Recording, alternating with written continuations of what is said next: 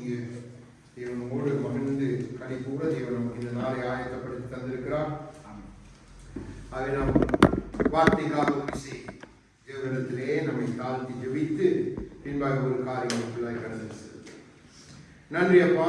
இதோ இந்த வார்த்தைக்காக மட்டும் நன்றி. எங்களை நேசிக்கிறபடி நான் நன்றி. உங்களுடைய வார்த்தைகள் எங்களை உயிர்ப்பிக்கிறபடி நான் நன்றி. வார்த்தைக்குள்ளதான் ஜீவன் உண்டு ஆண்டவரே, வார்த்தைக்குள்ளதான் வாழ்வு. வார்த்தையானவர் அதை கொடுக்கவே வந்து இந்த நாளுடைய பிள்ளைகள் மத்தியிலே பேசும், பிள்ளைகளுடைய இருதயங்களை திறந்தவர்களும் பேசும் ஒவ்வொரு வார்த்தைகளையும் அவர் புரிந்து கொள்ளத்தக்க ஞான உள்ளிந்திரியங்களை அவர்களுக்கு கட்டளையிடுகிறார். எங்களையும் அப்பா எங்களோடு இருக்கிற யாவரையும் தாழ்த்தி உடைய சமூகத்தில் ஆவியாளர்கள் பேசும். எங்களை உங்களுடைய ஆளுகைக்குள்ளே வைத்து கற்றுத்தர வேண்டியதை கற்றுத்தார் இயேசுவின் நாமத்தில். ஆமென். அப்போ நான் இந்த வருடத்தின் முடிவிலே சொன்ன காரியங்கள் உங்களுக்கு எல்லாருக்கும் ஞாபகம் இருக்கும். இல்லைன்னா நீங்க அந்த யூடியூப்லேயே நீங்க இது இருந்தால் நீங்க அதை பார்க்கலாம். இந்த செய்தியில் நான் சொன்ன 2 காரியம் ஆண்டவர் சொல்லுகிறார். ஒரு சபைகளை குறித்து, இன்னொன்று தேசத்தை குறித்து. 2 தான் ஆண்டவர் சொன்ன காரியம் சம்பவித்துக் கொண்டிருக்கிறதை நம்முடைய கண்கள் காண்பது. நான் சபைக்குள்ளும் நான் சொன்னேன், சபையை எப்படி தேவன் சுத்திகரிப்பார், எப்படி காரியங்கள் நடக்கும் என்று சொன்னேன். இன்றைக்கு நமக்கு அந்த நம் நடுவிலே ஆண்டவர் காண்பித்துக் கொடுக்கிறார்.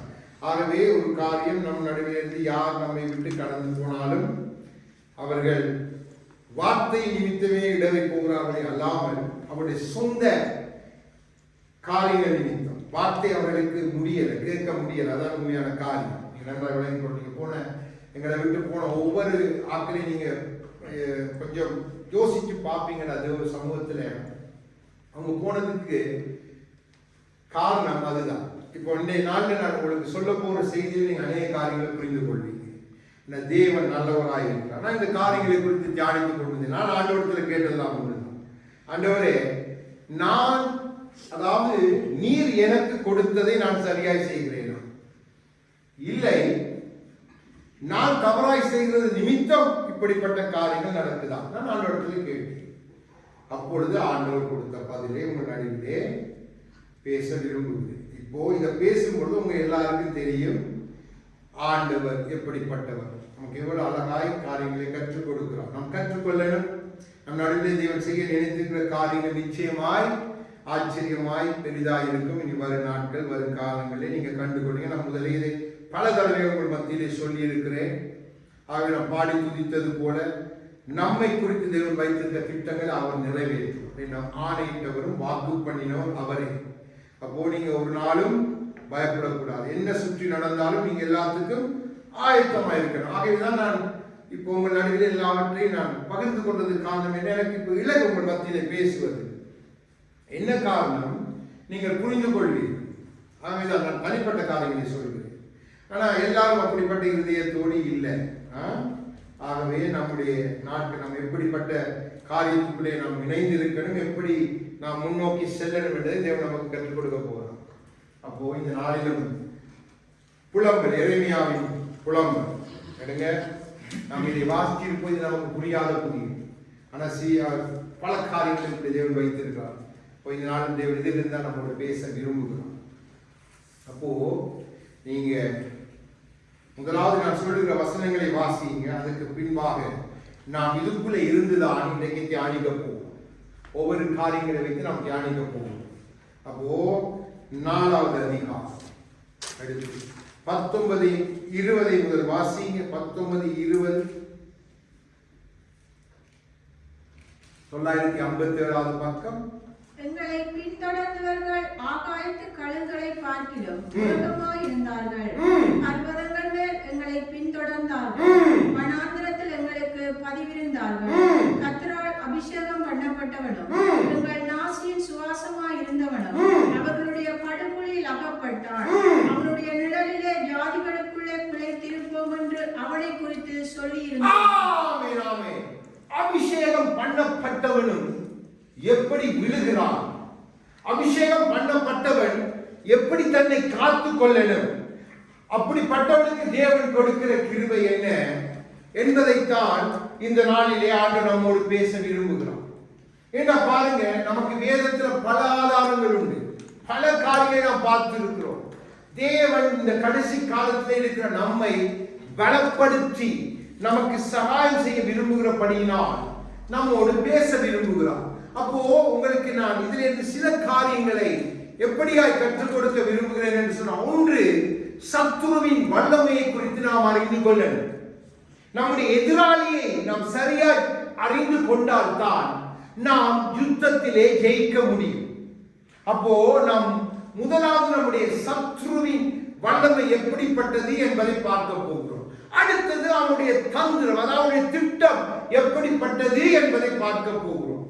அடுத்தது ஐக்கியமும் நானும் எப்படி இருக்க வேண்டும் என்று பார்க்க போகிறோம். அடுத்தது அபிஷேகமும் நானும் எப்படி இருக்கிறோம் என்பதை பார்க்க போகிறோம். அடுத்தது நமக்கு ஏற்படுத்துகிற வாய்ப்புள்ள படுகொலிகள் எவைகள், ஏன்னா படுகொலிகள் நம்ம தெரிஞ்சு கொண்டாதான் நமக்கு அதிலிருந்து வெளியில வருவது இலகுவாய் இருக்கும். அடுத்ததாய் அநேகரின் எதிர்பார்ப்பு.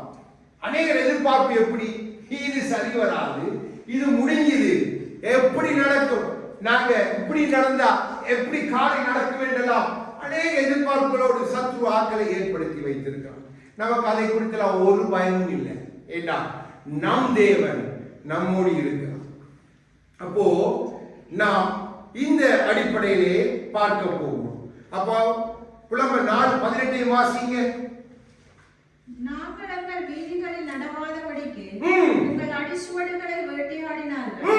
எங்கள் முடிவு சமீபித்தது, எங்கள் நாட்கள் நிறைவேறி போயின, எங்கள் முடிவு வந்துவிட்டது. இதுதான் சத்ருடைய திட்டம். சத்ருடைய திட்டம் நம்மை முடிச்சிடணும். எப்படி முடிக்கணும்?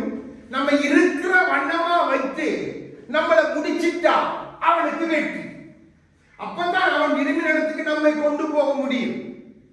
இப்போ நீங்க பாருங்க, இப்ப தேவன் நம்மோடு பேசப்படுறான். பொதுவாக உலகெங்கும் இருக்கிற எல்லா கிறிஸ்தவர்களையும் நினைவு கூர்ந்து இதை பேசுது. ஏன்னா இது நமக்காக பேசப்படுகிறது மாத்திரம் அல்ல, தேவன் யார் யார் இதை பார்க்கிறார்களோ, இன்னும் யார் யார் இனி பார்க்க போறாரோ அத்தனை பேரோடு பேசுகிற காரியம் தான். இந்த வேதம் நாம் கிறிஸ்தவர்கள் எல்லாருக்கும் பொதுவாக இருக்கான, எல்லாருக்கும் ரகசியங்கள் வெளியரங்கமாக்கப்படுகிறது இல்லை. ஏனென்று சொன்னா, நான் கடந்த வாரம் சில காரியங்களை பார்த்தேன்.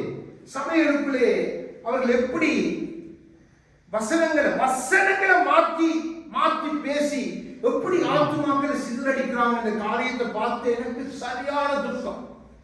நான் இந்த பாட்டில் புலம்பிக் கொண்டிருந்தேன். மனை கேட்டா உங்களுக்கு கொஞ்சம் ஏதோ விஷயம் புல போல இருக்குது, புலம்பிக் கொண்டு திருறீங்க என்று பகுதியான இடத்திலே சொன்னான். அப்போ பவுல் சொன்ன வார்த்தை எனக்கு நினைவு வந்தது. கிறிஸ்துவுக்காக நான் பைத்தியம், கிறிஸ்துவுக்காக நாங்கள் பைத்தியம். என்ற கிறிஸ்துவ வார்த்தை புரட்டப்படும் பொழுது அந்த உணர்வு வந்து மிகவும் துக்கமாயிருக்கு. நீங்க நம்ப மாட்டீங்க, நான் கர்த்தர நாமத்துக்கு மகன் ஏதோ நான் பெரியவனோ அப்படி என்று இல்லை, தேவ நாமத்தின் மகிமைக்கு ஒரு காரியத்தை நான் சொல்லுகிறேன். என் மனைவி பக்கத்தில் இப்ப அவ என்னோட இருந்தபடி அவைக்கு தெரியும். முந்தின நாள் நேற்றல்ல நினைக்கிறேன் வெள்ளிக்கிழமை நான் ஆண்டவர்கிட்ட ஜெபம் பண்ணும்போது ஒரு காரியங்கள், ஆண்டவரை இன்னைக்கு நீங்க உங்களை நான் தரிசிக்கிறேன், பிடித்தாங்க ஆண்டவரை இன்னைக்கு உங்களை தரிசிக்கிறேன், நீங்க வரணும், நான் உங்களை தரிசிக்கிறேன், இதில் நான் உறுதியா இருக்கு நான் பாட்டு அறிக்கப்பட்டு அப்படியே நான் படுத்துட்டேன். அப்படியே படுத்துட்டு எவ்வளவு நேரம் போச்சு எனக்கு தெரியும், நல்ல நிச்சுறேன், நல்ல ஆழ்ந்த உறக்கம் எனக்கு தெரியுது சார், நல்லா திடீரென்று பார்க்கிறேன். நான் படுக்கையில படுத்த அப்படியே வானம் அப்படியே திறக்கப்பட்டது, வானம் நீல நிறமான வானம் பார்த்தா நம்ம நினைக்கிற மாதிரி நம்முடைய ஆண்டவர் எவ்வளவு பெரிய தேவன் தெரியுமா. ஆண்டவர் அப்படி அவர் அப்படி நான் பார்த்ததே இல்லை, முதல் தரம் அவ்வளவு பெரிதாக. கால்கள் அந்த பூமியில படை இல்லை, கால்கள் கொஞ்சம் எலும்பின மாதிரி இருக்கு. அவர் அப்படியே சிரித்த வண்ணமா, நம்ம நினைக்கிற மாதிரி நம்ம படத்துல பார்க்கறதால அவர் முடியல. வேதம் சொல்லப்பட்டது எத்தனை சத்தியம். மனுஷனுக்கு அவருடைய முடி கருகரண்டு வித்தியாசம், நம்ம பார்க்கிற மாதிரி எல்லாம் அவர் முடியல, வித்தியாசம் அல்லாது சிரித்து கொண்டே இருக்கிறார். நான் என்ன பாட்டுல ஆல்மைட்டி ஜீசஸ் ஆல்மைட்டி ஜீசஸ் வாய் சொல்லுது, மனைவி கேட்டிருக்கா நான் சொன்னது தொடர்ந்து எவ்வளவு நேரம் சொல்லி கொண்டிருந்தேன்னு எனக்கே தெரியாது. அப்ப இவைக்கு நான் சொன்ன சொன்னார், நான் கேட்டேன், நீங்க பக்கத்துல ஏதோ நீங்க அல்மைட்டியா சொல்லிக் கொண்டிருந்தீங்க, எனக்கு கேட்டது, தொடர்ந்து துதித்து கொண்டு எனக்கு பார்த்த வர இதை ஒன்றுதான் வந்துச்சு. அதாவது நான் பார்த்த தேவன் பெரிய தேவன். அப்போ அல்மைட்டி ஜீசஸ் இந்த வார்த்தை, இதை தவிர வேற வார்த்தையை சொல்லி நான் துதிக்கவே இல்லை. தொடர்ந்து துதித்து கொண்டு இருந்தேன். ஆண்டவர் எவ்வளவு நல்லவர், எவ்வளவு நல்லவர். நமக்கு அந்த தகுதியே இல்லை, அந்த தகுதியே இல்லை. ஒரு ஆசையா அப்பாட்ட கேட்டேன், பல தடவை அன்றைக்கு உறுதியா கேட்டேன். இச்சனால அப்பா உங்களை பார்க்கலையே, உங்களை பார்க்கணும். இந்த தாரத்தில் அப்படியே படுக்க போயிட்டு அப்படியே படுக்கிற அந்த பெட்ல நான் ஜெபிச்ச ஜெபம். அழகான பெண் வஸ்திரத்தோட அவருடைய சிரிப்புக்கு இணையே இல்லை. அப்படி ஒரு சிரிப்பை நீங்க பார்த்திருக்கவே முடியாது. எவ்வளவு அழகான தேவன். ஆனா வான மண்டலமே அவர் அப்படியே அந்த வான மண்டலத்தை அப்படி நிறைந்திருந்தார். பார்த்து எனக்கு உள்ளத்துல சரியான சந்தோஷம், சரியான சந்தோஷம். நம் ஆண்டவர் இன்னும் ஜீவிக்கிறார், நம் சத்தத்தை கேட்டுக் கொண்டிருக்கிறார். நீங்க கேட்கும் பொழுது அவர் தன்னை வெளிப்படுத்துவதற்கு ஆயத்தமாயிருக்கிறார் என்று அது அவருக்கு பிரியம். அப்போ இப்ப நம்ம ஒவ்வொரு காரியமாய் பார்க்க போகிறோம். முதலாவது, நம்முடைய சத்துருவை நாம் நன்றாய் தெரிந்து கொள்ள. அப்போ இந்த 19 வசனம் சொல்லுது, ஆகாயத்து கழுகை பார்க்கிலும் வேகமான. நன்றாய் விளங்கிக் கொள்ளுங்க. நம்முடைய எதிராளியாகிய சத்துரு ஆகாயத்து கழுகை பார்க்கிலும் வேகமானவன். நீங்க செயல்படுறதுக்கு முன்பு அவன் செயல்படுவான். இல்ல நீங்க செயல்பட போறீங்கன்னா அதை தடை செய்யறதுக்கண்டே அவன் வேகமாய் செயல்படுவான். அதற்கு ஏற்ப ஆட்களை கொண்டு வருவான், அதற்கு ஏற்ப உங்களை தடை பண்ணுவான். அப்போ நீங்க நன்றாக ஆகிதான் வேதம் நமக்கு எச்சரிக்கிறது. அவன் பார்த்து கொண்டு கழுக போல. அப்போ ஆகாயத்து, இதுல அழகாய் வேதம் சொல்லு, ஆகாயத்து கழுகை பார்க்கிலும் வேகமாய் இருந்தான். வேகமாக நம்முடைய எதிராளியை நீங்க நன்றாய் புரிந்து கொள்ள. நம்முடைய சாத்தான் நம்முடைய எதிராளி. அப்போ அவன் எப்படிப்பட்டவன், அவனுடைய வல்லமை எப்படி என்று சொன்னால் கழுகை விட வேண்டும். எப்படி அவன் வேகமாய் செயல்படான்? ஜாதிகளை கொண்டு, சமூகத்தை கொண்டு, அரசியலை கொண்டு நாம் நினைப்பதை காட்டி, இன்றைக்கு தேவ பிள்ளைகள் நாம் நினைப்பதை காட்டி நம்ம எவ்வளவு தூரம் பிற்போக்கா நினைத்துக் கொண்டிருப்போம். அவன் அதை காட்டிலும் அதிகமாய் நாம் இந்த வருஷத்தை நினைச்சான், அவன் இன்னும் 3 வருஷத்துக்குரிய திட்டத்தை வேகமாக செயல்படுத்துவான். ஆகவே நீங்க பாருங்க, இந்த ஏஐ டெக்னாலஜியுடைய மாற்றத்தை கொஞ்சம் நீங்க அறிஞ்சு கொள்ளணும். இப்ப இருக்கிற இந்த ஆர்டிபிஷியல் இன்டெலிஜென்ஸ் வந்து நீங்க கேட்டா அவங்களுக்கு பதில் சொல்லு. அடுத்து கொண்டு வரப்போகுது. அது எப்படி என்று சொன்னா, நீங்க கேட்கறதுக்கு முன்னமே உங்களுக்கு காரியங்களை சொல்லு. உங்களுக்கு உதாரணத்துக்கு இந்த உடுப்பு நல்லா இருக்கு, இல்ல இந்த காரியம் உங்களுக்கு நல்லா இருக்கும், இல்ல இதை நீங்க பிரசங்கம் பண்ணினா நல்லா இருக்கும், இதை நீங்க அப்படி செய்தா நல்லா இருக்கும், அப்படி சொல்லு. ஆனா இன்னொன்று வரப்போகுது, ஆர்கானிக் ஆர்டிபிஷியல். அது என்ன செய்யும் என்றால் நமக்கு கட்டளை கொடுக்க போகுது. அந்த காலத்துக்குள்ள வந்துட்டோம். அது கட்டளை கொடுக்கும். வேதமா சொல்றது, அது சொன்னா நீங்க அதை தான் செய்யணும். அது இன்னைக்கு இதுதான் பிரசங்கம், நீ ஆசீர்வதிச்சு தான் பிரசங்கம் பண்ண வேண்டாம். அதை மாறி நீங்க பிரசங்கம் பண்ணினா நீங்க என்ன மைக் என்ன இன்னைக்கு நிறைய எல்லாம் பாருங்க, மீடியா முழுக்க இன்னைக்கு அப்டேட் பண்ணி கொண்டிருக்கிறது முழுக்க கம்ப்யூட்டர்ஸ். அப்ப அது குயிக்கா இது பண்ணீங்க. அந்த வார்த்தையை தொடங்கும்போதே மைக்க கட் ஆகிருக்கு, இல்லாட்டி கரண்ட கட், பல காரியங்கள் செய்யணும். தன்னிச்சையாய் இயங்கக்கூடிய இது யாரு சொன்னது? இஸ்ரேல்ல இருக்கிற ஒரு பெரிய சயின்டிஸ்ட். அவர் இப்ப இதெல்லாத்தையும் விட்டுட்டு அவர் கர்த்தருக்குள்ள வந்துட்டார். இப்ப அவர் சொன்ன காரியம், அவர் சொன்னார், இப்ப இந்த 2ஐயும் தாண்டி 3வது வந்துட்டார். டேஞ்சர். அதால முடிஞ்ச வரைக்கும் இந்த சோஷியல் மீடியா, இந்த கம்ப்யூட்டரைஸ்டிங், இதெல்லாம் குறைந்த சபைகள்ல நீங்க தன்னிச்சையா செயல்பட முடியாத காலத்துக்குள்ள வந்து நிக்கிறீங்க, உங்களை அறியாமலே. ஏன்னா அவங்க சொல்ற அங்க ஒரு பெரிய ரூம் ஒன்று இருக்கான்.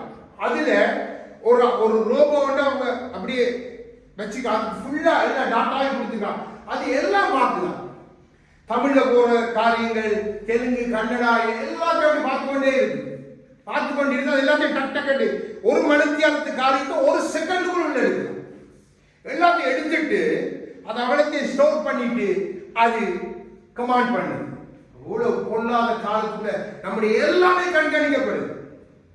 அப்போ அந்த பாஸ்டர் கேட்டார், அப்படின்னா அதுக்கு எப்படி தெரியும் நான் இதைத்தான் பிரசங்கிக்க போறேன், நான் ஒரு பாஸ்டர் எப்படி சொல்றேன், நீங்க ஃபேஸ்புக், இந்த ட்விட்டர் எல்லாம் நீங்க யூஸ் பண்றீங்களே, அதுக்குள்ள உங்களோட இன்ஃபர்மேஷன் அது கலெக்ட் பண்ணும். உங்களுக்கு என்ன உடுப்பு விருப்பம், உங்களோட மனைவியோட பேர் எல்லாம் நீங்க போட்டோஸ் எல்லாம் போட்டு நீங்க எல்லாத்தையும் ஏதாவது அப்படி எடுத்து முழுக்க வச்சுட்டு உங்களை கமாண்ட் பண்ணு.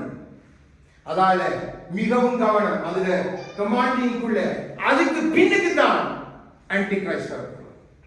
அது வேதத்தில் எழுதப்பட்டது. அவர் சரியா நேர்த்தியாய் சொல்ற அந்த காரியத்தை. அப்போ இன்றைக்கு டெக்னாலஜி நம்ம முந்தி போய் கொண்டிருக்கு. அதாவது ஆண்டவர் சொல்றார், இப்படிப்பட்டதுக்கு நீ போகாது. ஆண்டவர் தெரியும், அவன் பயங்கர வேகம் உள்ளவன். ஏன்னா அவன் தூதனாக இருந்தவன். நல்லா விளங்கிக் கொள்ளுங்க. நீங்க நம்ம ஆம வேகத்துல ஊர்ந்து போவோம், அவன் கழுகு அதை காட்டிலும் வேகம் நம்ம. ஆகவேதான் அநேகர் இன்றைக்கு தடுமாறி போயிட்டாங்க, எதிராளியுடைய வல்லமையை தெரிஞ்சு கொள்ள. அப்போ நம்முடைய எதிராளி எப்படிப்பட்டவன், கழுகை விட வேகமா, நம்ம சிந்திக்கிறத காட்டிலும் அவன் சிந்திப்பான். ஏண்டா அவனுக்கு தெரியும் ஒரு வித்து வரும், அதை நான் கொள்ளணும். எப்ப சொல்லப்பட்ட காரியத்தை மோசையின் காலத்தில் ட்ரை பண்ணி பார்க்கிறான், காயுடைய காலத்தில் ட்ரை பண்ணி பார்க்கிறான், இயேசு கிறிஸ்துவோட காலத்தில் அதை செய்து பார்க்கிறான், இன்றைக்கும் அதை செய்து கொண்டுதான் இருக்கிறான். அப்போ அவன் எவ்வளவு வேகமானவன் என்பதை நான் நீங்கள் முதலாவது தேவ பிள்ளைகள் புரிந்து கொள்ள. அப்போ நீங்க யுத்தம் பண்ணி கொண்டிருக்கிறவன் கழுகை விட வேகமான சத்துரு. நீங்க அவனை காட்டில் வேகமுள்ளவன் மாறணுதான் தேவன் பேசிக் கொண்டிருக்கிறான். அடுத்தது அவன் என்ன செய்வான், அவனுடைய திட்டம் என்ன? நன்றாக வசனத்தை வாசிங்க. 18 முதல் அந்த வசனத்தை வாசிங்க. நாங்கள் எங்கள் வீதிகளில் நடவாதபடிக்கு எங்கள் அடிச்சுவடுகளை வேட்டையாடி. அவன் உங்களுடைய அடிச்சுவடுகளை வேட்டையாடும். நன்றாக விளங்கிக் கொள்ளுங்க. அடிச்சுவட வேட்டையாடா. இப்ப நான் உங்களுக்கு முன்பாக நான் நடந்து போறேன், என்ன விட்டுருவான் போக. விட்டுட்டு என்னுடைய பாதம் பதித்த என்னுடைய லெகசி, அதாவது நான் கர்த்தருக்கு என்று செய்த இந்த காரியங்கள் எல்லாத்தையும் அழிக்க பார்ப்பான். அப்போ எனக்கு பின்னுக்கு வர நீங்க என்னுடைய அடிச்சுவட பின்பற்றி வர முடியாது. நீங்க அடிச்சுவட பார்க்காம நீங்க என்ன செய்வீங்க, தடுமாறி நிற்பீங்க. ஆனா நான் அடிச்சுவட வச்சுட்டு போயிடுவேன், என்ன விட்டுருவான். ஏண்டா இவனுக்கு அவனை தெரியும், ஓ இப்படிப்பட்டவன், இவனை ஒன்றும் செய்யலாம், அப்படித்தான் விட்டான். அநேகரை விட்டுட்டான். பாருங்க 1 பேர் 2:21 எடுத்து வாசிங்க.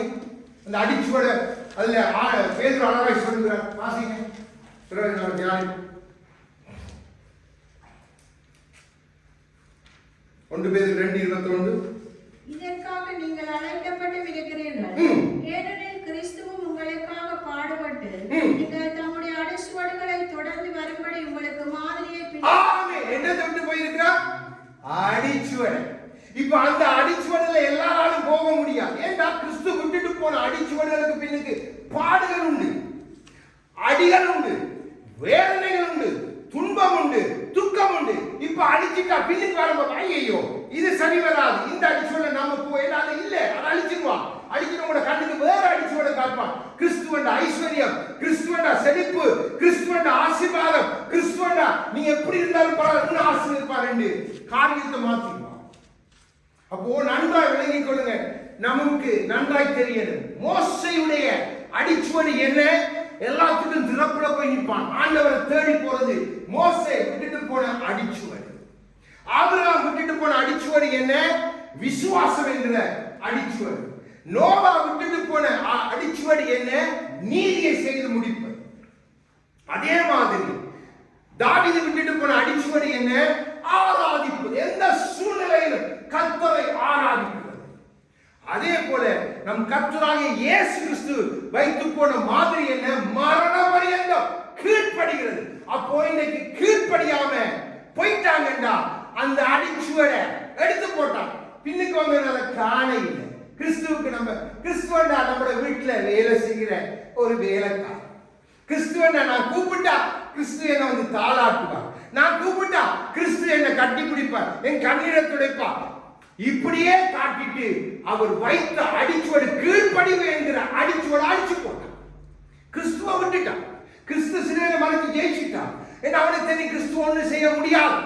ஆனா பின்பற்ற நம்ம அவன் அடிச்சுவடுகளை மாத்தி அடிச்சு விட்டான்டா, நம்முடைய அடிச்சுவடு மாறி போய் இப்ப நம்ம இதுல நடக்கும். ஆகவேதான் இன்றைக்கு சபைகளுக்குள்ள தாறுமாறான உபதேசம் வேதம் இருக்கு, ஆனா கிறிஸ்துவோட அடிச்சுவட பார்க்க முடியாதபடிதான். அதனால ஆசீர்வாதம், செழிப்பு, அற்புதம், அடையாளம் கிறிஸ்துவ நீங்க எப்படி இருந்தாலும், நீங்க எந்த நிலை இருந்தாலும் கிறிஸ்து உங்களை ஆசீர்வதிக்கவே பிரசங்கி வரார். இந்தியாவில இருந்து போன ஒரு பிரசங்கி 2-3 நாளைக்கு பார்த்து எனக்கு சரியான துக்கம். இலங்கையில இவனெல்லாம் போய் கூப்பிடுறாங்க. ஏற்கனவே பொம்பளை பிரச்சனையில மாட்டுப்பட்ட ஒரு செழிப்புன்னு சிரிச்சு இங்க கையெல்லாம் பாத்தீங்கன்னா மோகரம் இப்படி போட்டு ஆளிப்பு மோகரம் இப்படி வச்சு இப்படி தொடர்பு கூட எப்படி இருந்தாங்க. சொல்றேன், நீங்க எந்த நிலையில இருந்தாலும் கிறிஸ்து உங்களை ஆசீர்வதிப்பார். நீங்க செழிப்பா இருப்பீங்க, நீங்க அப்படி இருப்பீங்க. இது வேதத்துக்கு புறம்பான, கிறிஸ்துவின் அடிச்சுவடுக்கு புறம்பான அடிச்சுவடா இருக்கிறபடினா அவன் நம்முடைய அடிச்சுவடு. நான் உங்களுக்கு கற்றுக் கொடுத்துட்டு நான் போய்கொண்டே இருப்பேன். இப்ப நீங்க என்ன பின்பற்றி வந்து கொண்டே இருப்பீங்க. அவன் அந்த அடிச்சுவடு அடிச்சுட்டான நீங்க தருமாறு. அப்ப எப்படி அடிப்பான்? எனக்கு என்ன விட்டுறோம், எனக்கு இன்னொரு ஆளை கொண்டு வந்து அடிச்சுவடையே மாற்றி விட்டுருவான். அவர் அந்த செழிப்பு, ஆசீர்வாதம். நீ அவன் வாயத்துல இருந்து தூசணத்துல பேசிட்டு போயிருப்பான், அவனை நம்பியும் போங்க சார். சரியான ஒரிஜினலா கிறிஸ்துவ பின்பற்றி இருந்தா அவன் நோனோ நின்று நிதானிச்சிருப்பான். இங்க ஏதோ ஒரு பிரச்சனை நடந்திருக்கு, கிறிஸ்துவோட அடிச்சுவடு இப்படி நேரா போகுது. அப்போ இந்த இடத்துல கிறிஸ்து இதை செய்ய, அப்ப நான் கீழ்படிஞ்சிட்டு போயிட்டே இருப்பது போவோம். ஆனா முடியல. பாருங்க, இந்த வசனங்களுக்குள்ள தேவன் வச்சிருக்க காரியங்களை நாம் ஆழமாய் புரிந்து கொண்டால் எவ்வளவு நலமாயும். அடுத்ததா இன்னொரு காரியத்தை செய்யலாம். என்ன செய்யலாம் என்றால், வாசிங்க 19வது அல்ல அடுத்த 2வது வசனத்தை வாசிங்க. பர்வதங்கள் மேல் எங்களை பின்தொடரும். எங்களை முன்னுக்கு விட்டுட்டு இவன் வேலை அடிச்சுவட அழிக்கிறது இல்லை. இவன் எப்படி வருவான் என்றா பின்தொடர்ந்து. அன்றைக்கு கிறிஸ்துவ பரிசேயர் சதுசேயர் நியாயாஸ்திரிகள் பின்தொடர்ந்தாங்க. என்னத்துக்கு? குற்றம் கண்டுபிடிக்க. எங்க இவர் தவற, எங்க விடுற, இவரை பிடிப்போம். அப்ப பின்தொடரும். உங்களை ஃபாலோ பண்ணிக்கொண்டே இருப்பான். என்ன நீங்க செய்றீங்க, என்ன பேசுறீங்க, பேசுற வார்த்தையை பிடிக்கும். ஓ இல்லையே, அவன் அப்படி பேசுறாரு, இவர் இப்படி பேசுறாரு என்று காரியங்களை மாத்திரத்துக்கு எப்பொழுது நீங்க புரிஞ்சுக்கொள்ள, உங்களை அடிச்சுவட அடிப்பான், உங்களை விட்டுருவான். அடுத்தது உங்களை பின்தொடர்வான், உங்களை நிலம் போல வந்து கொண்டே இருப்பான். நீங்க என்ன செய்றீங்க, வேலையில் என்ன செய்றீங்க, நீங்க வீட்டில் என்ன செய்றீங்க. ஆகவேதான் நீங்க கவனமா இருக்கணும். யாரிடத்துல என்னத்தை நீங்க சொல்றீங்கன்றதுல மிக கவனமா இருக்கு. ரகசியங்களை சொல்லக்கூடிய இடத்துல தான் நீங்க சொல்லணும். உங்க மனைவியை குறித்து, உங்க பிள்ளைகளை குறித்து, உங்கள் கணவன்மாரை குறித்து சொல்லவே கூடாது. அதை எடுக்கிறதுக்கே பின்தொடர்ந்து வந்து கொண்டே இருப்பான். ஓஹோ, இந்த சோதனை பிடிச்சா பிரதர், உங்களோட வைஃப் என்ன செய்யலாம், அல்லவா வேலைக்கே முறையில, அப்படியா, நாங்களும் முருகன் பாருங்க, அப்படியே உங்கள்கிட்ட காரியத்தை எடுத்துருங்க. அவனுக்கு இப்படி பைத்தியம், அவனுக்கு இப்படி இருக்கிறான், அப்படி இருக்கிறான். ஏன்னா அவனுக்கு அது வேணும். இது அவன் நமக்கு செய்கிற இன்னொரு காரியம். அடுத்த காரியம் என்ன செய்வான்? இது ஆகையின் டேஞ்சர். வாசிங்க அடுத்த தொடர்ந்து. அப்படியே பர்வதங்கள் மேல் எங்களை பின்தொடர்ந்தார்கள். அடுத்ததை வாசிங்க. பதிவு வைப்பான். எப்படி? நண்பர்களை கொடுங்க. அடிச்சுவட அழிக்கிறவன் பின்னால வருவான், உங்களை பின்தொடர்கிறவன் பின்னால வருவான். ஆனா பதிவு வைக்கிறவன் உங்களுக்கு முன்னால் வச்சுட்டு பார்த்துட்டே இருப்பான். இதான் அந்த வேலனின் கண்ணி. ஆண்டவர் நம்மை தப்பு வைக்கிறான். பதிவு வச்சு பார்த்துட்டு இருப்பான், எப்படியாவது இருக்கிறது. அதே அங்க போறீங்க, வாங்க எங்களோட. அங்க போனா ஒரே பரிசுத்தம், ஒரே நீதி, ஒரே பேச்சு. உங்களை தான் திட்டான், உங்களை தான் குறி வச்சு அடிக்கிறான். அங்க போறீங்க, நாங்க சந்தோஷமா உண்டாயிருந்து ஒரே பாத்திரத்தை பானம் பண்ணி நல்ல ஊர் கதை கதைச்சு நம்ம நல்லா சாப்பிட்டுட்டு மாமிசத்தை வளர்த்துட்டு போனீங்க. வாங்க, அங்க போகாதீங்க. பதிவு, அந்த பதிவுல பின்பை காண்பித்து கொடுக்கும் விலங்கு எப்படிப்பட்ட காரியங்களுக்குள்ள இன்றைக்கு தேவ பிள்ளைகள் அகப்பட்டு கொண்டிருக்காங்க. ஏன்னா சாத்தானுடைய காரியங்கள் புரியறதே இல்லை. சாப்பிடுறது வாங்க வீட்டை வாங்க, அதே நாங்க சபக்காரியங்க அதிகமாக வாங்க, சும்மா ஃப்ரெண்ட்ஷிப்பா வாங்க, நாங்க பேர்தே கொண்டாட நீங்க வாங்க, நீங்க பேர்தே கொண்டு நாங்க வரோம். அப்படியே தொடர்பு ஏற்படுத்திட்டீங்கடா அவன் பேர்தே உங்களை கூப்பிடுவான், நீங்க கட்டாயம் போதாம இல்ல நாளைக்கு அவன் காலத்து உங்களை கூப்பிடுவான். கூப்பிட்டு வைப்பாங்களுக்கு பதிவு அதை போட்டோ எடுப்பான் பாத்தீங்களா? அந்த இப்ப எங்களோட நல்ல ஐக்கியம் நல்லா இருக்காங்க, நல்லா பின்னி பிணைஞ்சு இருக்கிறோம். அது பதிவு உங்களுடைய ஆவிக்குரிய வாழ்க்கைக்கு அது ஒரு கரையால் போயிடும். மிக கவனம் நம்ம விலங்கு நம்ம சாத்தான் நமக்கு ஆண்டவர் தான் எச்சரித்து கொண்டிருக்கிறார். நம்ம எப்படி நடக்கணும் ஒவ்வொன்றை காண்பித்து கொடுக்கிறேன். அப்போ வேத வசனத்தினுடன் ஒன்றும் புறம்பான காரியம் நான் உங்களுக்கு சொல்ல இல்லை. வேதத்தில் எழுதி வைத்த காரியங்கள் நான் உங்களுக்கு வைத்து சொல்லிக் கொண்டிருக்கிறேன்.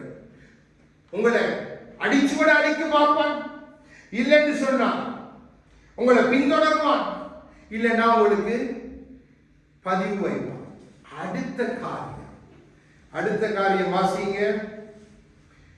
20வது வசனத்துல 2வது வரியிலிருந்து வாசிங்க.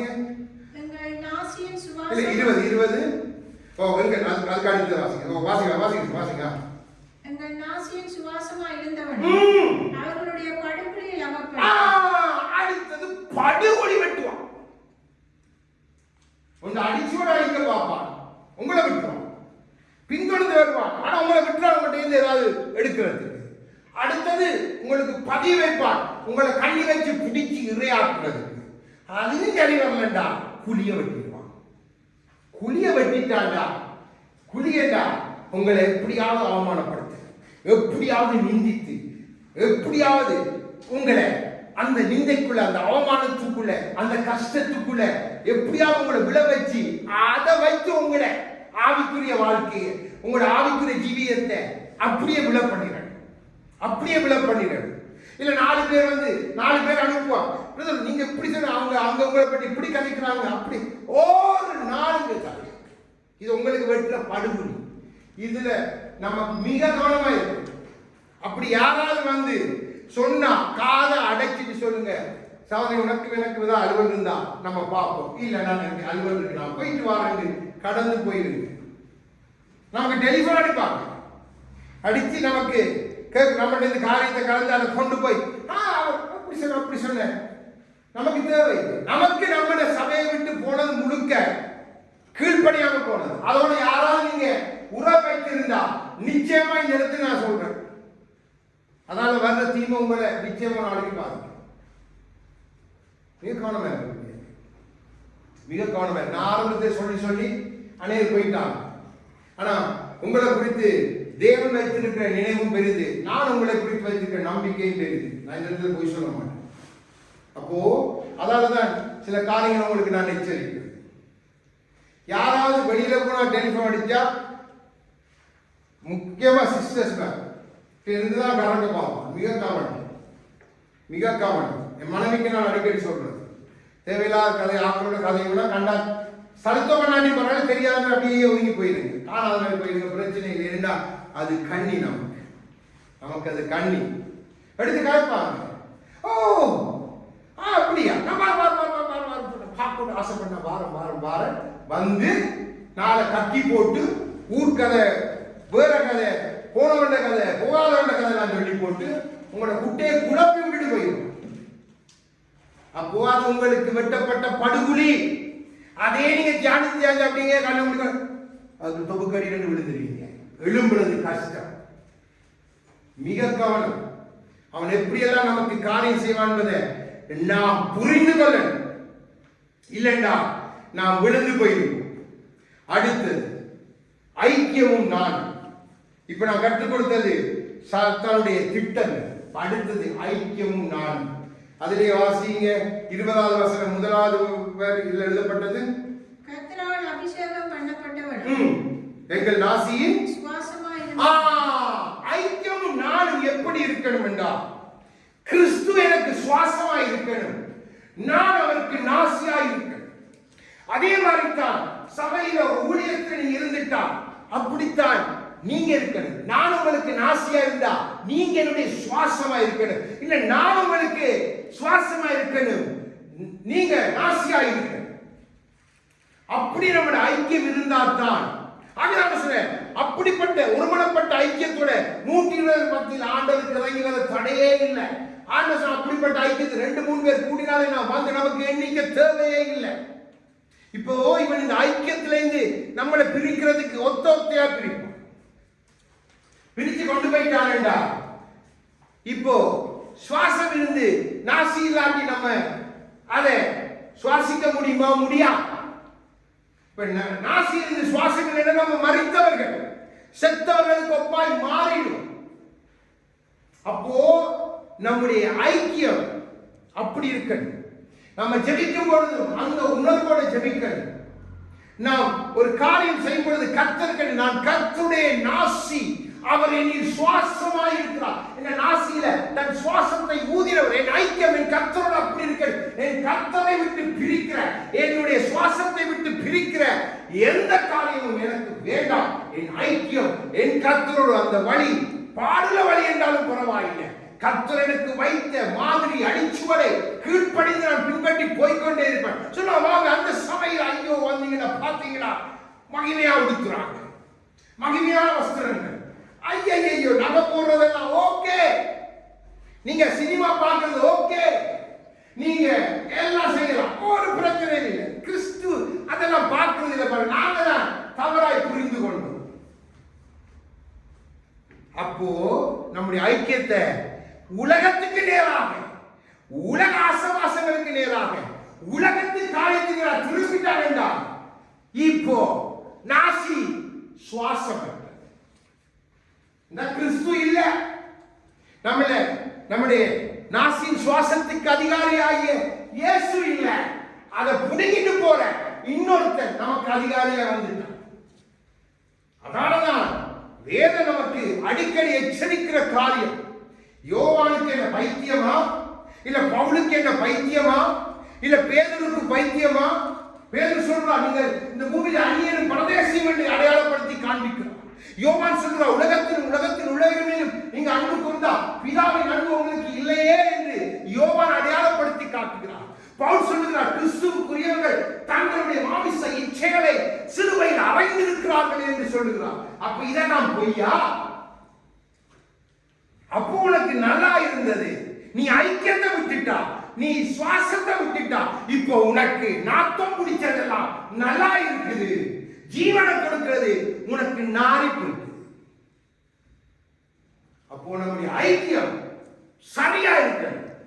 எவன் சத்தியத்தை பேசுறானோ அவனை நீங்க நின்னீங்கன்னா, பவுல போல பேதுருவை போல அப்படிப்பட்ட நின்றுட்டீங்கன்னா நிச்சயமா உங்க சுவாசம் கெட்டு போறது இல்லை.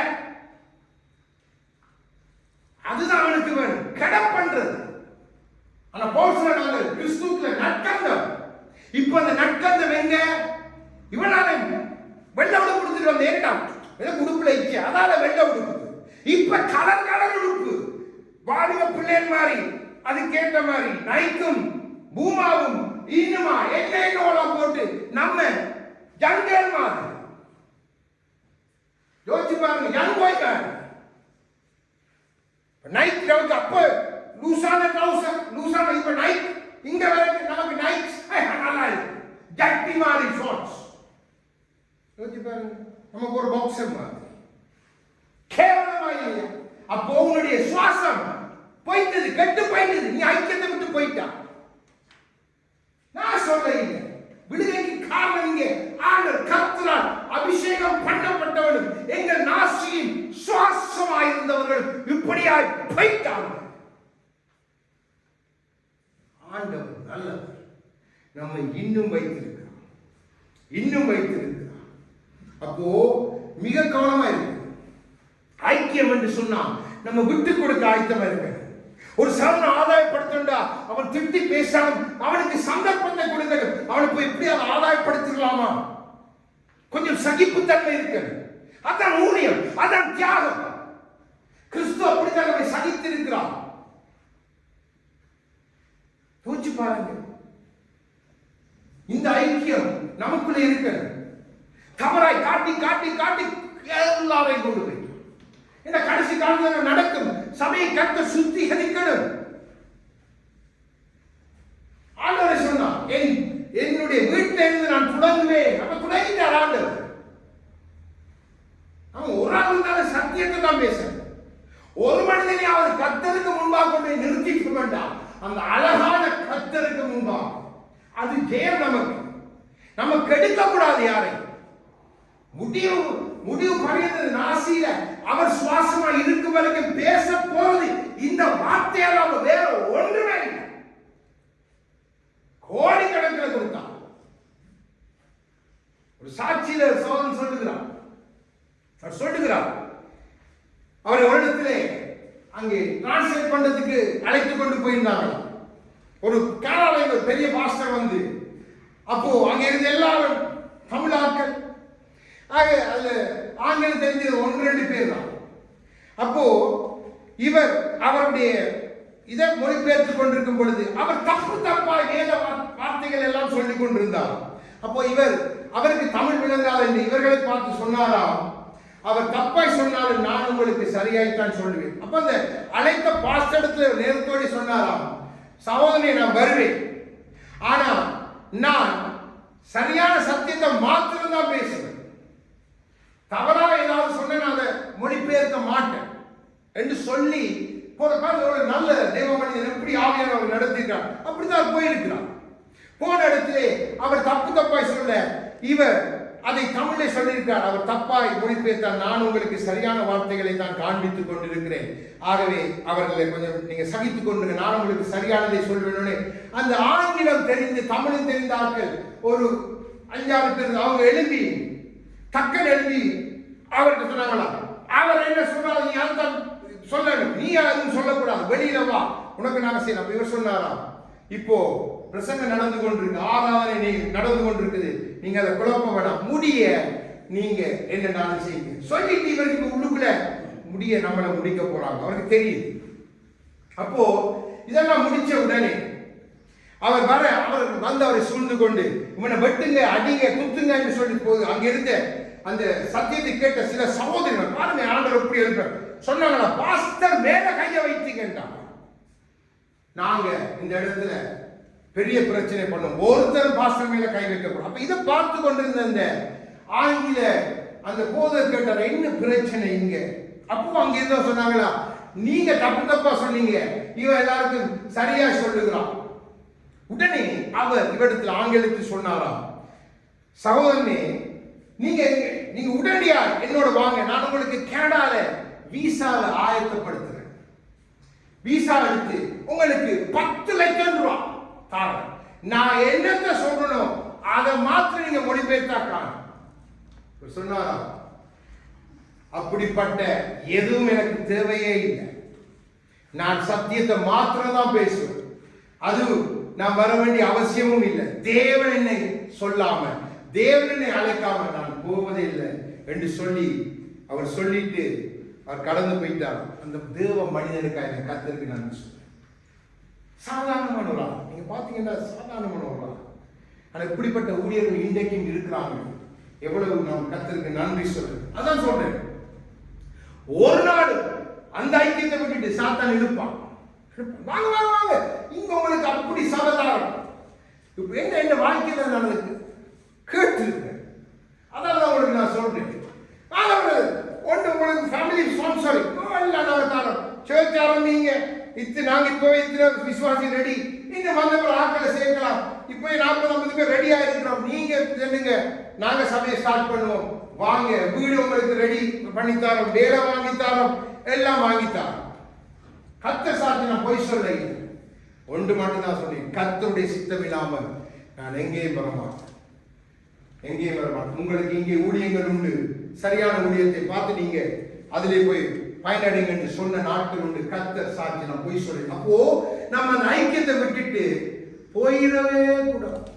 போயிட்டோம் என்று சொன்னா நம்முடைய தரிசனம் போயிடும், தேவனோடு நம்ம வைத்திருந்த உறவு பிரசன்னம் நம்ம விட்டு நீங்கி போயிடும், நம்முடைய அழைப்பு போயிடும், நம்ம மேல தேவன் வைத்த கிருபையும் போயிடும். இன்னைக்கு எத்தனை பேர் பிரசனத்தை விட்டு, அழைப்பை விட்டு, கிருபையை விட்டு, தரிசனத்தை விட்டு தேவன் வைத்த நோக்கத்தை விட்டு போயிட்டாங்க. என்ன அடிச்சுவடுகள் அழிக்கப்பட்டாயிற்று. பின்தொடர்ந்தவன் பிடித்துக் கொண்டான், பதிய வைத்து பிடித்துக் கொண்டான், படுகொலை வெட்டி பிடித்து அவங்களை பிடித்துக் கொண்டான். ஐக்கியத்தை விட்டுட்டாங்க. சுவாசமாய கிறிஸ்து அவங்களுக்கு எந்த உணர்வும் இல்லை. நான் இந்த சுவாசம் போன அங்கதான் போகணும் என்ற உணர்வு இல்லை. பவுல்கள் எங்கே? அதைத்தான் நான் புலம்பிக் கொண்டிருந்தேன். ஆண்டவரே, பவுல் எங்க? பேதுரு எங்க? யோவான் எங்க? மரணமே கூறங்க, பாதாளமே ஏவென்று சவால் விட்ட, சாத்தானுக்கே சவால் விட்ட ஊழியர்கள் எங்க ஆண்டவரே? ஊச்சி பாருங்க, எவ்வளவு இதெல்லாம் தியானிக்கக்குள்ள எவ்வளவு தூரம் நமக்கு துக்கமாயிருக்கு. அப்போ அவனுடைய ஒரே நோக்கம் என்ன? எதற்கு? அவன் என்ன அவமானப்படுத்த, அவனுக்கு என்ன அழிப்பது நோக்கம் இல்லை. ஏண்டா யோசிச்சு பாருங்க, எனக்கு ஒரு மரணத்தை உண்டாக்கி அவன் என்ன அழிச்சிட்டான் என்று சொன்னா பின்னுக்கு இருந்து சாட்சிகள் எழுது.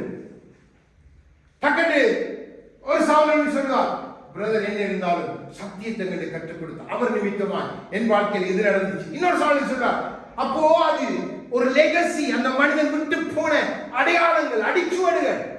அவனுக்கு அது விருப்பமே இல்லை. அப்ப விட்டுட்டு அதெல்லாம் அழிச்சு விட்டுட்டான் என்று சொன்னான். அதெல்லாம் மாற்றி காரியங்கள் செய்து அப்போ பார்க்கிறவங்க ஊழியக்காரனுக்கு தான் நேராக இருக்கான். ஊழியக்காரன் அவமானப்படுத்த, அதான் நோக்கம். நிந்திக்கிறது, வெளியில போயிட்டு ஊழியம் ஊழியம் அப்படியா இப்படி கூடாம கதைப்பான். உங்களோட காதிக்கே கொண்டு வருவான். அதை அசைஞ்சிடான், அசைஞ்சிடான். வீடு தாண்டி வந்து திட்டுவாங்க, அசைஞ்சிடான். கவலைப்படாது, அதெல்லாம் நல்லது. என்ற தேவன் நம்மை வைத்திருக்கிற நோக்கம் ஒன்று ஒன்று உண்டு.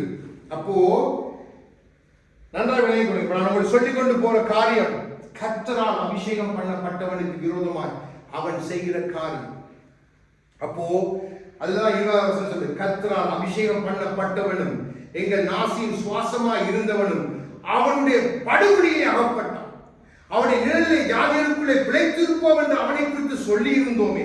இப்ப நீங்களா என்ன நம்பிக்கையில ஒரு ஊழியரை பின்பற்றி, இந்த ஊழியன் போன நமக்கு சரியான வழியை காட்டுவான், நானே விழுந்துட்டேன் என்றா, என்ன விழுந்துட்டான் என்றா, நீங்க என்ன செய்வீங்க? நம்பி இருக்க நம்பிக்கையெல்லாம் போயிடும். அப்ப சபை ஒரு குழப்பத்துக்குள்ள போயிடும், தேவ பிள்ளைகள் ஒரு குழப்பத்துக்குள்ள போயிடுவாங்க. அவரால் இப்படி இப்படி அதால் இப்படி. இது சாத்தானுக்கு லேசான காரியம். இந்த கண்ணியில தான் அநேக ஊழியர்கள் விழுந்து அநேக சிதறப்பட்டு போயிட்டாங்க. அதுக்கு நாமும் விதிவிலக்கு அல்ல. நம்மை நடத்தினவர்கள் சரியாய் புரிந்து கொண்டிருந்தான். இன்றைக்கு நாம் நிற்கிற இந்த சூழ்நிலை நமக்கு இல்லை. நன்றாக விளங்கிக் கொள்ளும். எத்தனையோ பேர் அழகாய் ஊழியத்துக்கு புறப்பட்டு போயிருப்பாங்க, ஆனா அது இல்லாம பண்ணிட்டான். இன்றைக்கு நம்ம நடத்துற அடிச்சுவடு நம்ம பார்க்க முடியுதா? இல்ல, நமக்கு தெரியும். அப்போ நம்ம என்ன சொல்றது, நமக்கு இதெல்லாம் பாடம். தேவன் நம்மை இன்னும் வைத்திருக்கிறான், இன்னும் வைத்திருக்கிறான். அப்போ நமக்கு அவன் கொடுக்கிற படுகொலிகள் என்ன, அதை நம்ம தெரிஞ்சு கொள்ளணும். ஏன்னா இந்த சூழ்நிலைக்கு நம்மளை கொண்டு போய்தான் நம்மை அவன் விழுத்தி கொண்டு போவான். முதலாவது படுகொலி மௌனத்தின் படுகொலி. எடுங்க யோபு 30:20 வாசிங்க.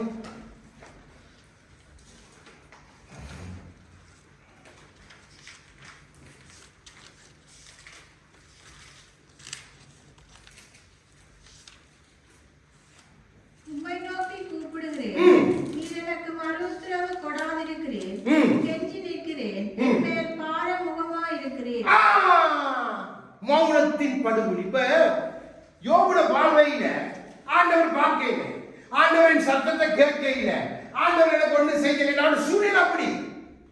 இப்போ அவனுக்கு தெரியல, சாத்தானும் ஆண்டவரும் அங்கே இருந்து கொண்டு இவனுக்கு விரோதமாய் சாத்தான் செய்த யுத்தத்தில் தேவன் இவன் சார்பாய் நிற்கிறார் என்பதை இவன் புரிந்து கொள்ள இல்லை.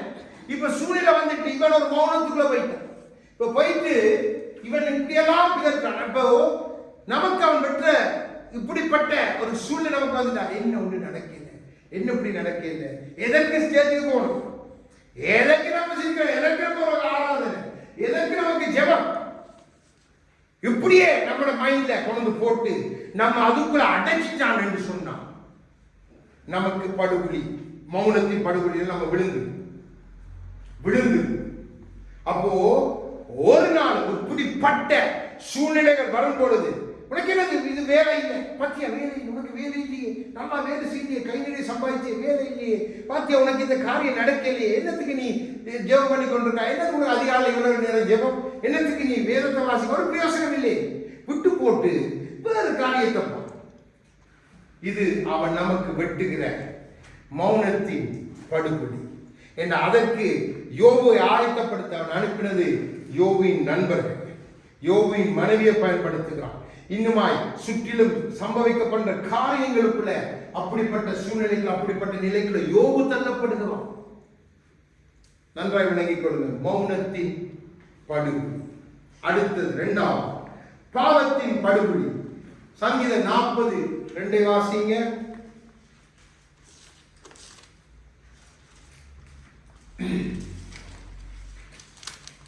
பயங்கரமான குழியிலும் குழியான சேற்றிலும் இருந்து என்னை தூக்கி எடுத்து என் கால்களை கண்மலை மேல் நிறுத்தி என் அடிகளை உறுதிப்படுத்தினீர். ஆமென். இந்த பாவத்தின் படுகொலி எப்படி? உளையான சேற்று. இப்ப தேவன் உங்களை தூக்கி எடுத்திருப்பான். இப்படிப்பட்ட பாவங்கள் எல்லாம் நீங்க செய்திருப்பீங்க. இப்படிப்பட்ட எல்லாம் தூக்கி எடுத்து கர்த்தர் உங்களை கண்மலையிலே நிறுத்தி ஆயத்தப்படுத்தி இருப்பார். ஆனா அவன் வெட்டுகிற அதே பாவத்தை வச்சு உங்களை எடுக்க பார்ப்பான். பொம்பளையில காட்டி இழுக்க பார்ப்பான், பணத்தை காட்டி இழுக்க பார்ப்பான், விட்ட குடிய காட்டி இழுக்க பார்ப்பான், விட்ட உதிரதை காட்டி இழுக்க பார்ப்பான், இல்ல விட்ட சம்பாஷணைகளை நமக்குள்ள கொண்டு வந்து அந்த பாவத்தை நம்மளோட வாய்க்குள்ளால கொண்டு வர பண்ணுவான். வேண்டாத பேச்சுகளை, பாவ பேச்சுகளை பேச பண்ணுவான். பரியாச உதவிகளை கொடுப்பான். இது அவன் நமக்கு வெட்டுகிற பாவத்தின் படுகொலி. அது உளையான சேற்று என்று சங்கீதக்காரன் அதிலே விழுந்து எழுப்பினவன் சொல்லுகிறான். நன்றாய் விளங்கிக் கொள்ளும். அவன் நமக்கு வெட்டுகிற மௌனத்தின் படுகொலி. அடுத்தது பாவத்தின் படுகொலி. நமக்கு தெரியணும் எப்படிப்பட்ட வாய்ப்புகள் எல்லாம் அவன் நமக்கு வாய்ப்புள்ள படுகொலிகளை ஏற்படுத்தாதான் தியானத்தில் வாய்ப்புள்ள படுகொலி. இதெல்லாம் நம்ம வாழ்க்கையில வரும், இந்த சூழ்நிலை வரும். அப்போ இதெல்லாம் நமக்கு வாய்ப்பாய் மாற்றி அவன் நம்ம இழுத்து போட பார்ப்பான். மிக கவனம். நம்ம சிலவரை விட்டுட்டு போயிருப்போம். சிலவரை திடீரென இந்த இடத்துல ஒரு பொம்பளையோட நமக்கு கடைசி உண்டாக்கி விட்டுருவோம். அவன் ஸ்டார்ட்டுக்கு இல்ல ஊழியத்துல இருந்தா கொஞ்சம் கதை மாறிட்டா உடனே கட்டி பண்ணிருங்க. இல்லைன்னா யாரும் சகோதரிமாரோட யாரோட கிடைக்கிறோம் எடுத்துன்னு சொல்லு, சகோதரியே என் வாயிலிருந்து ஏதாவது ஒரு தேவையற்ற வார்த்தை வந்தா நீ அன்னைக்கே விட்டு ஓடிடணும், நீ எனக்கு போன் பண்ணக்கூடாது. அப்போ அலர்ட் ஆகிடும். அப்போ அலர்ட் ஆனா பேச்சு எப்பொழுதும் நன்றா போகும். எந்த தேவையற்ற பேச்சு வராது. பண்ணுங்க காரியத்தில் பேச்சுவாங்க. மிக கவனம். வெட்டி ட்ரை பண்ண நம்ம ஒரு காலத்துல அப்படி கண்ட பொம்பளையில நம்ம பரியாசம் பண்ணி நம்ம விட்ட பிள்ளாட்டெல்லாம் அவனுக்கு தெரியும். அப்போ நம்ம திருப்பி இழுக்க பார்ப்போம். அந்த பாவத்தை கொண்டு வந்து நம்மளை இழுக்க பார்ப்பான். மிக கவனம். பாவத்தின் படுகொலி நமக்கு வருகிற அடுத்த வாய்ப்புள்ள படுகொலி. அடுத்தது வெட்கத்தின் படுகொலி. சங்கீதம் 69:2 வாசிங்க. வெட்கத்தின் படுகொலி.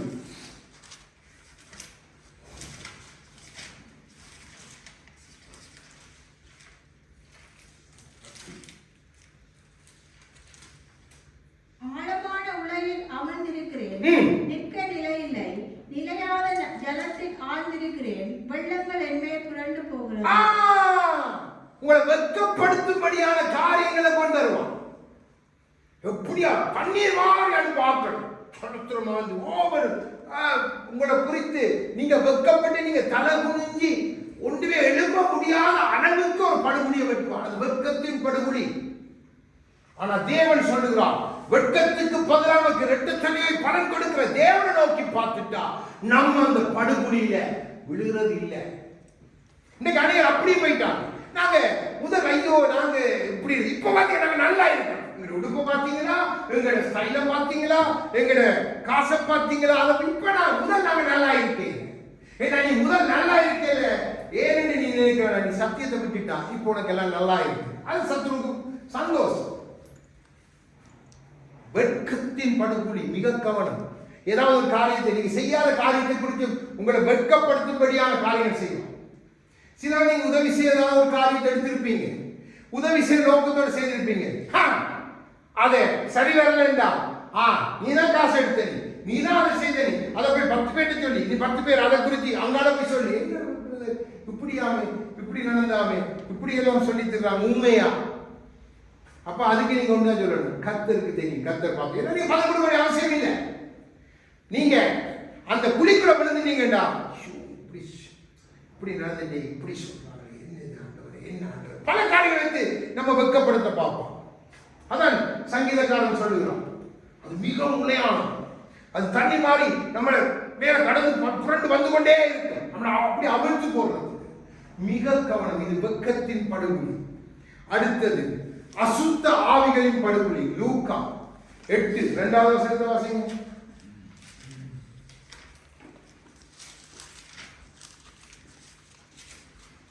அவர் பொல்லாத ஆவிகளையும் வியாதிகளையும் நீக்கி குணமாக்கின சில ஸ்திரீகளும் 7 பிசாசுகள் நீக்கின மகதலேனாள் எனப்பட்ட மரியாளும். ஆமென். பாருங்க, மரியா, மகதலேனா மரியா, பல பிசாசுகள், அசுத்த ஆவிகள் பிடித்தவளை படுகொலியில வைத்தவளை விபச்சாரம் பண்ணி அவளை கல்லறையை கொண்டு வந்து பல காரியங்களை வாழ்க்கையில செய்தது தேவன். அவள் அதிலிருந்து வெளியே கொண்டு வர. அப்படித்தான் நம்மையும் சத்ரு காலத்துல பல பிசாசுகள் நம்மளை பிடித்து, பல கோபம் என்கிற பிசாசு, கசப்பு என்கிற பிசாசு, இன்னுமா பிரிவினை என்கிற பிசாசு, நீங்க அடிக்கொண்டே போகலாம். இதெல்லாம் பிசாசின் குணங்கள். அப்படித்தான் வேதம் நமக்கு காண்பிக்குது. விபச்சாரங்கள், கையாட்டுகள், இதெல்லாம். அப்போ நம்ம வாய்க்கு வாய் கதைக்கிறது, தேவையில்லாத வார்த்தைகள் எடுத்து விடுறது, இதெல்லாம் பிசாசுகள். அப்ப இதுல இருந்து தேவன் நம்ம விடுவித்துக்கார். நம்ம மீண்டும் அதுக்குள்ள போயிட்ட வேண்டாம். அது அசுத்தாவிகளின் படுகொலி. அவனுடைய ஆட்களுக்குள்ள உங்களை வச்சிருப்பான், 10ஓட 11 உங்களை வச்சிருப்பான். அதே கோபம், அதே முரட்டுத்தனம், அதே மூத்த பேச்சு, அதே கீழ்ப்படியாம, அதே வச்சிருப்போம். பெருமை, அகந்த, நாங்க செய்ய மாட்டோம், எங்களுக்கு முடியாது, இதெல்லாம் பிசாசு அதுக்குள்ளே வச்சிருப்போம். அப்ப உனக்கு அசுத்தாவியோட படுகொலியை வச்சுட்டான். அசுத்தாவியர் எங்க போவான், எங்க திறத்தி விட்டார்? பாதாளத்துக்கு. நீ அங்கதான் போவான். நான் சொல்றேன், வேத சத்தியம் அப்படித்தான் சொல்லுது. அப்ப இதுதான் அவன் பாருங்க, நான் சொன்னேன், கழுக விட வேகமான, நம்ம சிந்திக்கிற மாதிரி இல்லை. அவனை ஞானவான் வேதம் அடையாளப்பட்டு இப்ப அது தந்திரமாய் வேறு காரியங்களுக்கு பயன்பட ஆகிய இன்னைக்கு பாருங்க, விஞ்ஞானம் எங்கேயோ போய் கொண்டிருக்குது. அதுல எல்லாமே தேவன் இல்லை, அதுல சாத்தானுடைய கண்டுபிடிப்பு தான் அநேகம். இன்றைக்கு தேவ ஜனங்களா யூதரை பிடிச்சு, உலகத்திலேயே யூதர்கள் தான் ஞானத்துல சிறந்தவர்கள், பணத்தில் அவங்க தான் இலுமினாட்டிஸ், அதாவது அண்டர் கிரவுண்ட்ல இருந்து இந்த பூமியை இயக்கி கொண்டிருக்கிற 13 பெரிய ஸ்தானாதிபதிகள் அவங்க தான்.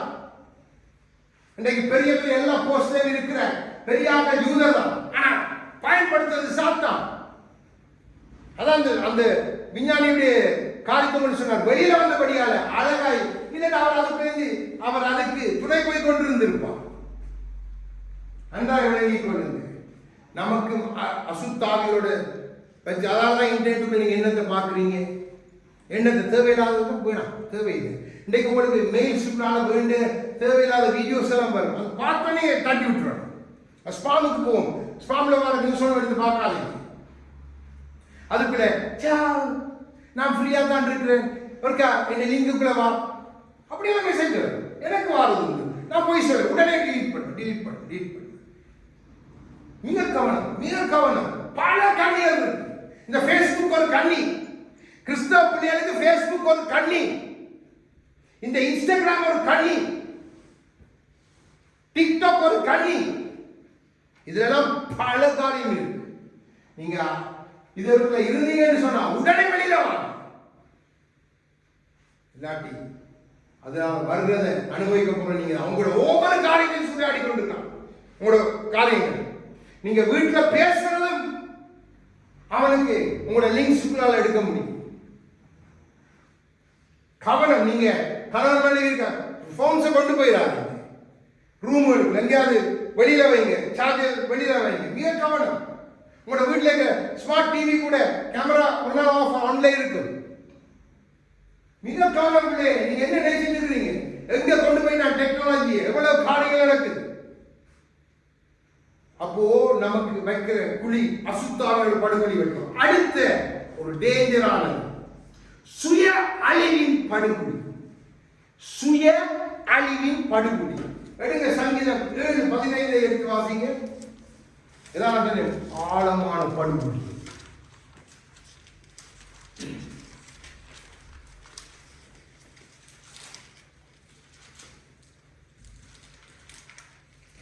சங்கீதம் 7:15. குழியை வெட்டி அதை ஆழமாக்கினான், தான் வெட்டின குழியில் தானே விழுந்தான். ஆமென். உங்க சுய நீதி, உங்களுடைய சுயம், நீங்க என்னத்தெல்லாம் செய்வீங்க அதுக்குள்ள உங்களை தான் கொண்டு போய் கொடுக்கும். நீங்க சபைக்கு விரோதமா உங்களோட சுயத்தின் நிமித்தம் எழுப்பி இருந்தா அது நீ உனக்கு வெட்டின குழி. அதே மாதிரி சகோதரனுக்கு விரோதமா நீ எழுப்பி செய்த அது நீ உனக்கு வெட்டின சுயத்தின் குழி. விழப்போறது நீதான். அது அவனுக்கு தெரியும். உன்னை ரெடி பண்ணிட்டான். அதுக்குள்ள விழ போறது நீதான். நீதான் மகனே. மிக கவனமா இருக்கு. சுய அழிவின் படுகொலி. மிக கவனமா இருக்கு. பல படுகொலியை உங்களுக்கு சொல்லலாம். இச்சை என்கிற படுகொலி, அலங்காரம் என்கிற படுகொலி, ஆடை ஆபரணங்கள் என்கிற படுகொலி, ஐஸ்வர்யம் என்கிற படுகொலி. இதெல்லாம் நமக்கு அவன் வைக்கிற குழிகள். நமக்கு அதான் ஆண்டு சொன்ன, உனக்கு சாந்தமும் அமைதலும் நடக்க போதும் மகனே மகளே. அப்படித்தான் நம்ம இருக்கு. தகுதியான வஸ்திரங்கள் உனக்கு போதும். நமக்கு தேவையில்லை மினுக்கு வஸ்திரம் கோட்டை போட்டு ஸ்ரீலங்கால போய் நான் கோட்டெல்லாம் போட்டு டையெல்லாம் கட்டிட்டு என்னத்துக்கு அது எனக்கு இல்லை. நான் பெரிய மாலையை போட்டு சப்பாத்தை போட்டு இதை போட்டு தானே நான் ஆண்டவர் ஊழியர் தேவையில்லை. அப்படி பவுலங்கையும் காட்டினான் இல்லை, ஆண்டவர் தான் கண்டு அப்படி காட்டினாரா? சீசர்கள் காண்பித்தாங்களா? எத்தனை பரிசுத்தவாங்க போடுற உடுப்பு எத்தனையோ நாட்கள் கல்வாம கூட வந்து மிஷனரிஸா வந்து மலைகளுக்கு ஏறி அங்கு ஏறி காடுகள் வனாந்தரத்துல கொலரா வந்து கசநோய் வந்து எல்லாம் மறைத்து போயிட்டாங்களே. அப்ப இதெல்லாம் நமக்கு வைக்கிற படுகொலிகள், அபிஷேகம் பண்ணப்பட்டவனுக்கு வைக்கிற படுகொலிகள். ஆகவேதான் வேதம் நமக்கு எச்சரிக்கை. உலகத்தில் கொண்டாட நமக்கு எதற்கு? உலகம் தங்களை அலங்கரிக்கிற விதமான அலங்காரம் நமக்கு எதுக்கு? யோசிச்சு பாருங்க. வேத வசனத்துக்கு புறம்பா நாம் பிரசங்கம் பண்ண நீங்க கேளுங்க. இதுக்கெல்லாம் நான் வார்த்தை உங்களுக்கு காண்பிக்கலாம். நமக்கு அநேக சத்தியம் தெரியும். அநேக வார்த்தையை கற்றுக் கொடுத்தபடியால உங்களுக்கு மேலோட்டமாக சொல்லி கொண்டு போகும். பவுல் எழுதுகிறான், பேதுரு எழுதுகிறான். இன்னைக்கு ஒரு பெரிய காரியம், ஒரு சபையில பெண்கள் போதரா இருக்கலாமா இருக்கக்கூடாது? இப்ப இது பெரிய பிரச்சனையா போய் கொண்டிருக்கு. அப்போ அதப்படி அவங்க பொம்பளை வேதத்தின் வழி பெண்களுக்கு அந்த அனுமதி இல்லை. வேதத்தின் ஆதாரத்தில் அவங்க ஒரு ஆராதனை செய்யலாம், ஜெபம் செய்யலாம், அதெல்லாம் ஓகே. ஆனா பிரசங்கப்படத்துல நின்று ஆண்களுக்கு எல்லாருக்கும் பத்திட்டு குதித்து பிரசங்கம் பண்ணி தலையில உட்கா, இதுக்கு எந்த அனுமதியும் வேதத்துல நீங்க ஆதியாகமம் தொடங்கி காட்டுங்க. அவங்களுக்கு கொடுக்கப்பட்ட ஊழியர் வித்தியாசம் பரிசுத்தவான்களுக்கு இதெல்லாம் புரிஞ்சு நடந்து கொண்டு கேட்டுட்டாங்க. பெண்கள் ஊழியம் பண்றது சரியா? சொல்லுக்கு இல்ல, ஏஐ சொல்லிடு இல்ல, பெண்கள் ஊழியம் பண்ணக்கூடாது. ஏஐக்கே தெரியுது, சாத்தானுக்கே தெரியுது. சாத்தான் தண்ட வாழையே சொல்லுவான், உலகம் எனக்கு ஒப்பு கொடுக்கப்பட்டிருக்கு, அது அவனுக்கு சொந்தம் இல்லை. ஆகவேதான் அவர் ஜெயித்தெழுந்தவரை சொன்னார், சகல அதிகாரம் எனக்கு கொடுக்கப்பட்டது, இப்ப நீங்க புறப்பட்டு போங்க. அது வரைக்கும் ஆண்டவர் சொல்ல இல்லை. ஆனா பூமிக்கு சொந்தக்காரன் அவனிடத்தில் இருந்தது பெறணும். இப்ப அதை கொண்டுதான் வந்தான் இயேசு கிறிஸ்துவிடத்துல வந்து எல்லாம் நீ விழுந்து பணிந்து கொள்ளும், நான் தரேன். ஆண்டவர் விடவே இல்லை, ஜெயித்தார், எழுந்தார், சொன்னார், வானத்திலும் பூமியிலும் சகல அதிகாரங்களும் எனக்கு கொடுக்கப்பட்டிருக்கு, சர்வ வல்ல கர்த்தர். புறப்பட்டு போய் ஜாலியா இருக்கு, சுவிசேஷத்தை அடங்கிட்டு சீசர் ஆக்குங்கன்னு சொல்ல.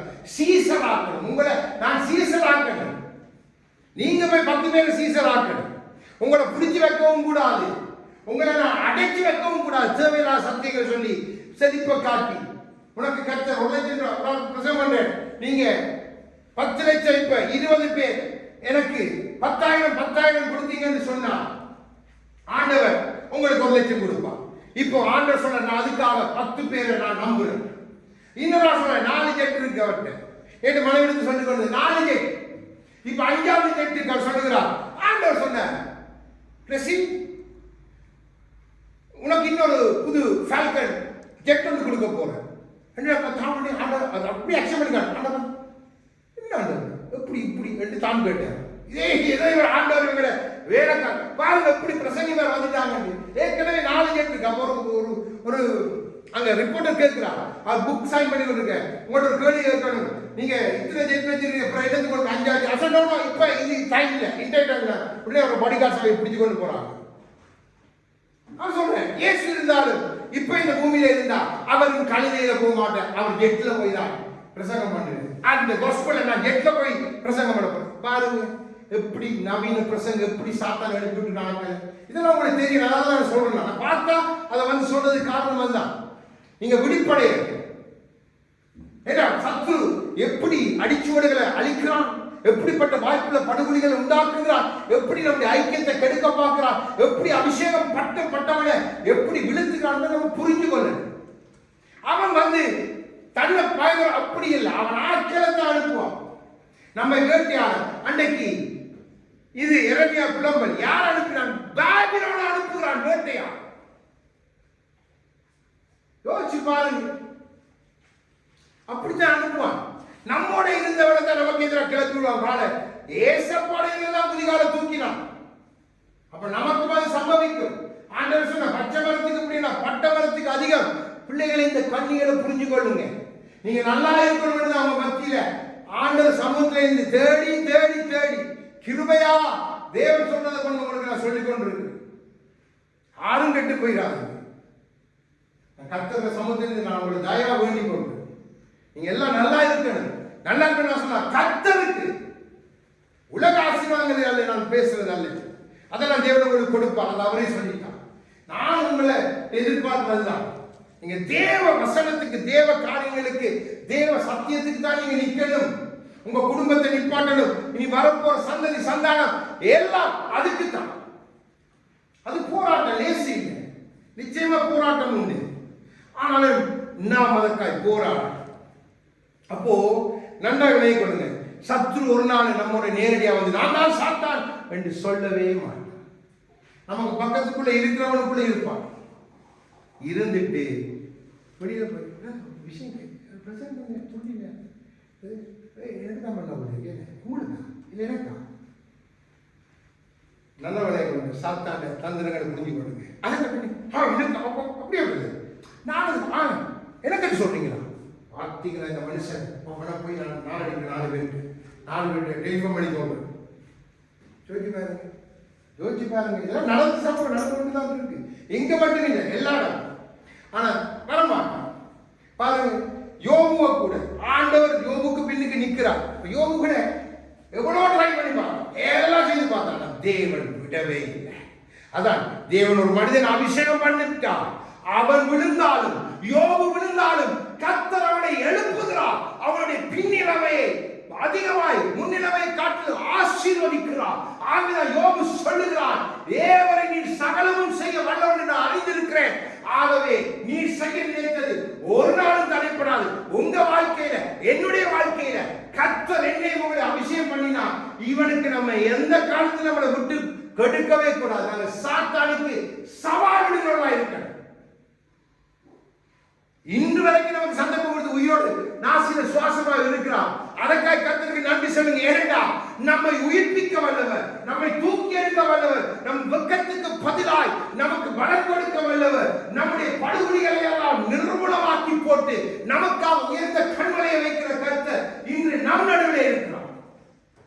ஆகவேதான் நானும் நீங்கள் பிழைத்திருக்கிறோம்.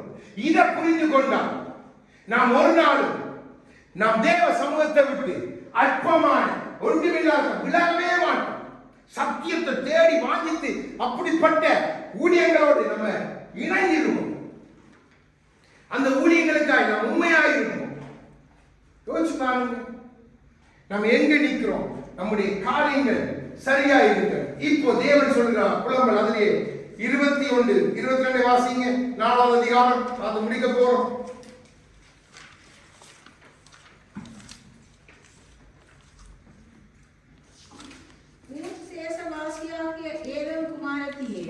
சந்தோஷித்து களிகூரு, பாத்திரம் உன்னிடத்துக்கு தாண்டி வரும், அப்பொழுது நீ வெறுத்து மான பங்கமாய் கிடப்பாய். யோபு புத்தகம் 1ஆம் அதிகாரத்தை எடுத்து வாசிங்க. யோபு குறித்து என்ன சொல்றது வேதம்? எந்த தேசம் வாசிங்க. யோபு 1ஆம் அதிகாரம் வாசிங்க. ஊர் தேசம். இப்போ ஆண்டவர் சொல்றார், என்ன ஊர் தேசத்துல இருந்து யோபுடத்துல ஏவப்பட்டது யாரு? கலியோட வேகமான சாத்தான். இப்போ ஆண்டவர் சொல்லுகிறார், அவனை பார்த்து சொல்லுகிறார். இப்போ வாசிங்க 21 22. ஊர் தேசவாசியாகிய ஏதோம் குமாரனே, சந்தோஷித்து களிகூரு, பாத்திரம் உன்னிடத்துக்கு தாண்டி வரும், அப்பொழுது நீ வெறுத்து மானபங்கமாய் கிடப்பாய். சீயோன் குமாரத்தி, உன் அக்கிரமத்துக்கு வரும் தண்டனை தீர்ந்தது. அவர் இனி உன்னை அப்புறம் சிறைப்பட்டு போக விட்டார்.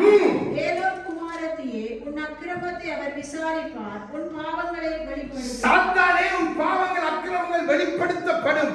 ஆனால் சீயோன், நான் அபிஷேகம் பண்ணின என் குமாரனின் குமாரத்தியை விட்டு நான் எல்லாவற்றையும் நீக்குவேன். ஏன்னா நான் அபிஷேகம் பண்ணின கர்த்தர், அவர் நாசியில் சுவாசமாய் இருக்கிறவர். மீண்டும் அவருடைய நிலைமையை நான் உயர்த்தி நினைத்ததை செய்து முடிப்பேன். சவால் விடுகிறார் சாத்தானுக்கு. யோபுவின் வாழ்க்கையை செய்து முடித்தவர் நம்முடைய வாழ்க்கையிலும் செய்ய வந்தவர். ஆகவேதான் நமக்கு படுகொலிகளை காண்பித்துக் கொடுக்கிறார். நம்ம ஒரு நாள் விட்டு கொடுத்துடக்கூடாது. இப்படிப்பட்டவர்களோடு நமக்கு ஐக்கியமே இருக்கக்கூடாது. அதுதான் நமக்கு படுகொலிகள். அவன் நம்மோட ஒட்டி இருக்கிறது, நம்மளோட அடிச்சுவரை கட்டிட்டு போறதுக்கு, நம்ம பின்தொடர்ந்து வாழ்றது, காரியங்களை அறிஞ்சு கொள்றதுக்கு. ஆனா வெளியில இருப்பான், சபைக்குள்ள நடக்கிற காரியத்துல அவன் குறியா இருப்பான், இல்ல பதிவு வைப்பான். கூப்பிடுவாங்க, கப்பச்சில குடிப்போம், கதை குடிப்பாங்க, எப்படி குடிக்கிறீங்க சொல்லுவீங்களா, அப்படியே வைப்பான், குடி வெட்டுவான். அடுத்தது ஆழமான படுகொலி வெட்டுவான். ஆனா அவனுக்கு தெரியல, நான் வெட்டி கொண்டிருக்கிற படுகொலியில ஒரு நாளைக்கு நான் விடுவேன், ஒரு நாளைக்கு நான் விடுவேன். இன்னைக்கு விளாங்கு மீனை போல அங்க கொஞ்சம் இங்க கொஞ்சம் சொல்லிட்டு தங்களை நல்ல ஒரு மாதிரி காட்டி நல்லா கொழுத்து குஸ்தியா நம்ம நல்லா இருக்கிற கர்த்தர்களோடு இருக்கிறார் பாருங்க. ஒரு நாள் வரும் பிள்ளைகளே, எல்லாரும் நிற்போம் கர்த்தருடைய சமூகத்துல, நான் உட்பட எல்லாரும் நிற்போம். தேவன் அன்றைக்கு விளங்க பண்ணுவார். யாரோட கர்த்தர் இருந்தால், யாரை கொண்டு கர்த்தர் பேசினார், யாரை கொண்டு கர்த்தர் கிரியைகளை செய்தார்கள், அன்றைக்கு நமக்கு அழகாய் விளங்கப்படுத்தும். நம்மை அவர் இன்று வரைக்கும் அவர் சமூகத்தை விட்டு போகாம நம்ம உயிர்ப்பித்துக் கொண்டிருக்கிறான்னு சொன்னால், அவர் நம்ம மேல வைத்த அவருடைய அபிஷேகம், அந்த ஆவியாருடைய அபிஷேகம், அதுதான் நம்மை வனாந்தரமாய் நம்மை மாற்றவல்ல. ஒரு காரியம் இல்லாம போயிருந்த, உடைந்து போயிருந்த பாலை நிலத்தை போல நம்முடைய வாழ்க்கையை தேவன் மாற்றுகிறார். ஏன்? அவர் நம்மை நம்பி அழைத்திருக்கிறார். நமக்காக சத்ருவோடு சவால் விடுகிறார். அன்றே யோபுவுக்காக சாத்தானோடு சவால் விட்டவர். அவருக்கு தெரியும் யோபுவை குறித்து, நம்மை குறித்தும் தெரியும், நம்மை விட்டு போனவர்களை குறித்தும் அவருக்கு தெரியும். யாரும் அவருக்கு மனுஷனை குறித்து சாட்சி கொடுக்க வேண்டிய அவசியமே இல்லை. அதால கவனம். உங்களுக்கு இப்படிப்பட்ட காரியங்கள் வரும் பொழுது ஒன்றை நீங்க தெரிஞ்சு கொள்ளணும், நம்முடைய சத்ரு எப்படிப்பட்டவன், அவனுடைய திட்டம் எப்படி, இதை நீங்க புரிஞ்சு கொள்ளணும். அப்போ அது தேவன் நம்ம மேல வைத்த அபிஷேகம் நமக்கு அது புரிய பண்ணும். ஏன்னா யோபுக்கு அது புரியல, ஆனா தேவன் வெளிப்படுத்திருப்பதை அவன் புரிந்து கொள்கிறான். தேவனை சகலம் செய்ய வல்லவர். தேவன் தன்னுடைய முகத்தை காட்டி நம்மோடு அவர் அப்படி இருக்கின்ற ஒரே காரியம் தான், நம்மை நேசிக்கிறான், நம்மை நேசிக்கிறான். அவர் ஒவ்வொருத்தருக்கும் ஒவ்வொரு விதமாய் தன்னை வெளிப்படுத்துவார். சில நேரத்துல அவர் பேசுகிறது அழகாய் நம்முடைய அந்த ரங்கத்திலிருந்து நமக்கு கேட்கும். அது அவருடைய ஒரு விதம், நம்மோடு உறவாடுவது இல்ல தரிசனங்களோட பேசுவார், இல்ல வானத்திலே சில காரியங்களை காண்பித்து அதனூடாக நம்மோடு பேசுவார். இல்ல வேதத்தில இருந்து நம்மோடு பேசுவார், தன்னை வெளிப்படுத்தி பேசுவார். அது அவருடைய பிரியம். ஆனா நாம் எல்லாரும் அவருடைய கருத்துல இருக்கிறோம். நமக்கு கொடுத்த அபிஷேகம் வீணானது அல்ல. நம்மை நம்பி தேவன் ஒரு திட்டத்தை வைத்திருக்கிறார். அவர்கள் நம்மை பார்த்து இடறி போயிடக்கூடாது. அவர்கள் சொல்லணும், ஓ சோதரன் ரஞ்சித் மகனை பார்த்தாலே சந்தோஷம், அவர் பேசினா சந்தோஷம், கேட்க ஆசையா இருக்கு. அதே மாதிரி சோதரன் யோவேல் எவ்வளவு ஒரு இதா இருந்து காரியங்களை கற்றுக்கொண்டு இப்படி சொல்லும் பொழுது உங்களை நம்பி ஒரு கூட்டம் வந்து கொண்டே இருக்கு. உங்களை நம்பி கத்தர் அனுப்புவாங்க. உங்களுக்கு பிரச்சனையோடு வருவாங்க, உங்கள்கிட்ட பேசும் பொழுது பிரச்சனை கத்த தீர்த்து விடுவாங்க. அப்போ தேவன் அப்படி காரியத்தை நீங்க ஜெபித்துக் கொண்டிருப்பீங்க, உடனே நடக்குங்கிறார். உடனே நடக்கும் சொல்லுவாங்க, நீங்க ஜெபிச்சீங்க அதோட காய்ச்சல் நின்றுட்டு, நீங்க ஜெபிச்சீங்க அதோட என் பிள்ளைக்கு இருந்த நிமோனியா இருமல் எல்லாம் போயிட்டுது. இப்படி பல டெஸ்டிமோனி வந்து கொண்டே இருக்கு. அப்போ தேவன் உங்களை நம்பி அனுப்புகிறார். இல்ல நீங்க அவருக்குள்ள இதெல்லாம் நீங்க தப்பி உங்களை ஆயத்தப்படுத்தி போகும்போது அவரே பலத்தை கொடுத்து நடத்துகிறார். அப்போ நம் தேவ சமூகத்தில் அந்த ஆவியானுடைய அபிஷேகம், அந்த ஆவியானவர் நமக்கு மிகவும் முக்கியம். நான் சொன்ன இந்த ஆண்டு தேவன் நம்மை இணைக்க விரும்புகிறார். ஆவியானவர் நம்முடைய ஐக்கியம் அதிகமாக இருக்கிறது. அப்போதான் நமக்கு தேவன் மறைப்பொருள்களை விளங்கப்படுத்துவார், இன்னும் ஆச்சரியமான காரியங்களை விளங்கப்படுத்துவார். தொடர்ந்து இந்த அபிஷேகத்தை குறித்து, இந்த அபிஷேகம் இருந்தால் நம்ம என்ன செய்யலாம், எப்படி நமக்கு வரும் நாட்களில் தேவன் எப்படி வழிநடத்தலாம் அப்படின்னு நாம் அநேகத்தை கற்றுக்கொள்ளணும். என்ற காலம் இனி செல்லாம் தேவன் வரப்போகிறார். அப்போ நாம் உற்சாக சமூகத்தில் எழுந்திருந்தவர்கள்